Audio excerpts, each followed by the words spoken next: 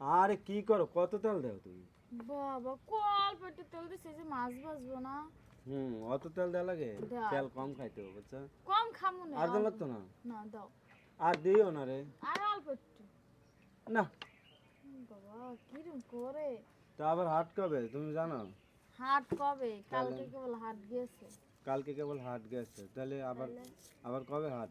4 দিন পরে হাট। আর তো তুমি এই তেল, শনিবারে হাট। তুমি এই যে এত তেল দিচ্ছ, তুমি 4 দিন যাইবো? আমার 4 দিন যাইবো না। তাহলে তেল তুমি আবার আইনা দিয়া লাগবে। একবার সব দিয়ে দিবা। এত তেল দিয়ে কি করবা? মাছ ভাজবো, রান্না করবো। মাছ ভাজবা?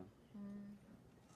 আর তেল বেশি না হলে মাছ মচমচে হয় না, আর যদি তেল অল্প হয় না খালি মাছ মাঝে খাইলে হইব? আগে দেখতে হবে না তোমার তেল আছে কি কদ্দুর? খাইতে খাইতে হইব। বুঝছো? তোমার দেখতে হবে না তেল আছে কদ্দুর? তোমার খালি মাছ মাঝে খাইতে চাইলে হইব? না তেল লাগলে দরকার হলে আবার কিনে এনে দিবা। কিনে এনে দেবো, টাকা লাগবে না? টাকা লাগবো, লাগলে ওই চিন্তা করলে কি আছে সে খাওয়া হইব। ঠিক আছে, তারপরে এটা হিসাব করে খাইবা। কম হিসাব আমরা নিলে করে একটু তেল কমই খাইলাম। রেসিপি সব কিছুই কম কম করে খাওয়া যায়, তেলের সমান পরিমাণ না হলে আর খাওয়া যায় না। খাওয়া যায় না? না তরকারিটা সব লাগে। মরিচ কেটে দেবো? হ্যাঁ মরিচ কেটে দিই। হ্যাঁ, পেঁয়াজ আর করে কাটো। আরো কাটবো পেঁয়াজ?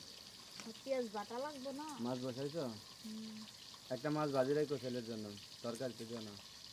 ভাজি রাখবো। হ্যাঁ ভাইজা রাইখো, পোলায় খাইব না। না তরকারি তো রাখবো, এটা খাইতে গেলে কাটা বেঁধবো।